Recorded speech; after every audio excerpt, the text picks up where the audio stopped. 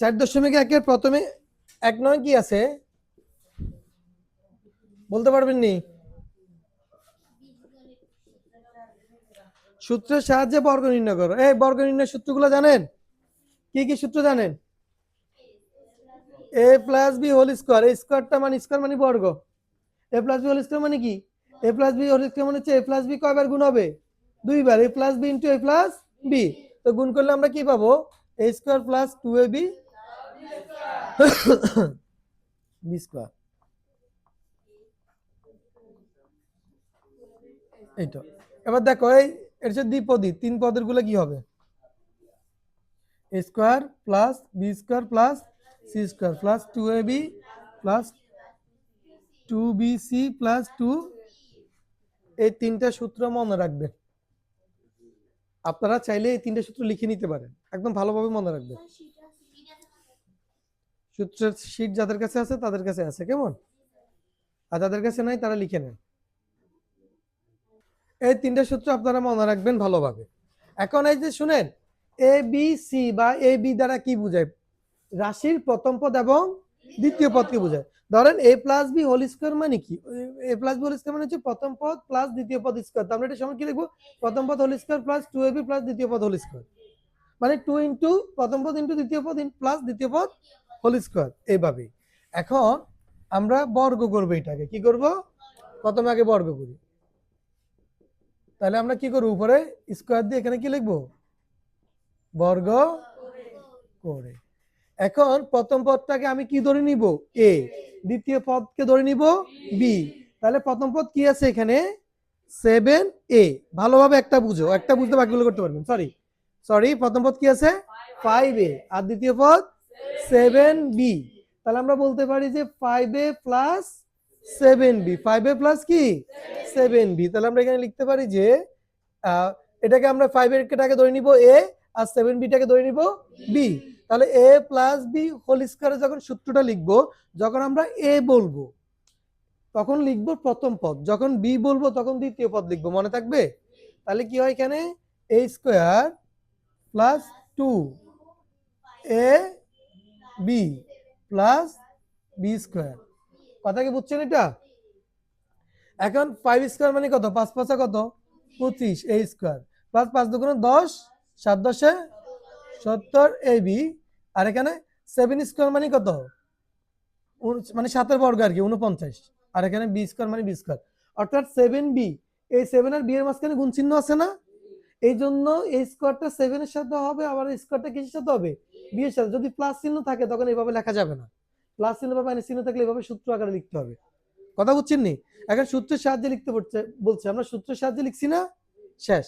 7 square মানে তো বুঝেন, মানে 7 কয়টা?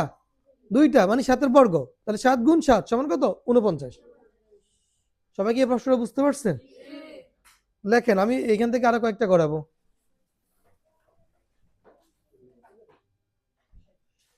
এখন আমরা মাইনাসের একটা করাই। এক ক থেকে মানে কত করে দিয়েছি? খ থেকে হচ্ছে চ পর্যন্ত সবগুলো একই নিয়মের, তো মানে মাইনাস আর প্লাস। এখন 6 নং করাই দিলে ক থেকে সরাসরি ইও পর্যন্ত সবগুলো করতে পারবেন। তাহলে আমরা এখান থেকে এই নিয়মের একটা করে দিই। 6x square Y minus 5x Y square, উপর আমরা কি দিব? Whole square. এখানে কি লিখবো?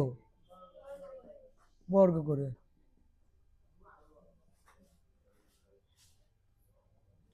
আমি প্রথম পদটাকে ধরে নিব কি? এ, আর এটাকে ধরে নিব বি। এ মাইনাস বি, এ মাইনাস বি হোল স্কয়ার।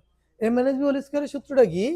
আমি যখন এ বলবো তখন প্রথম পদ পুরোটাই লিখবো, যেভাবে সেভাবে লিখছি। এ স্কয়ার মাইনাস 2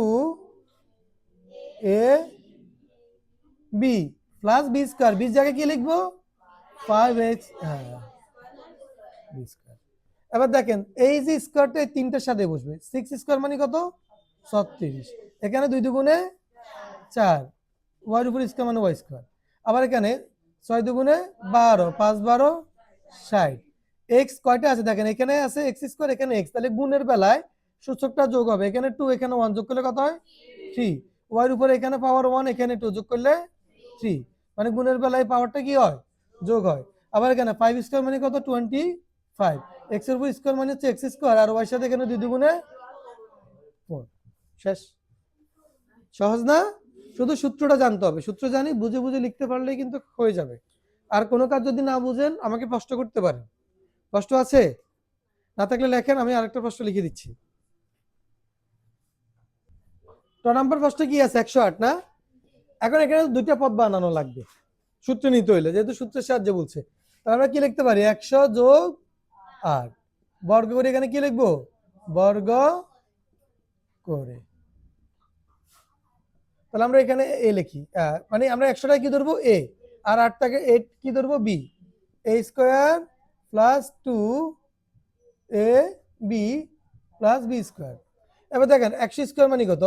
1 লিখবেন, 0 দুগুণ স্কোয়ার, তার মানে ডাবল হইব। তাহলে কয়টা হয়? 4টা। 8 8 দুগুণে 16, তাহলে 1600। 8 8 64, এবার যোগ করেন 4 0 0, তাহলে কত হয়? 4। 6 0 0 কত? 6। এই এখানে শেষ, এখানে 6 আর 0, 6 1 আর 0 1, আর এখানে 1, 11,664। তার মানে 108 এর বর্গ সংখ্যা হচ্ছে 11,664। সহজ না? সূত্রের মাধ্যমে কিভাবে করবেন? যদি 97 থাকে তখন কি লিখবো? 90 যোগ 7 নাকি 100 বিয়োগ 3? 100 বিয়োগ 3টা বেশি সহজ হয় না? সেক্ষেত্রে 100 বিয়োগ 3 লিখবেন।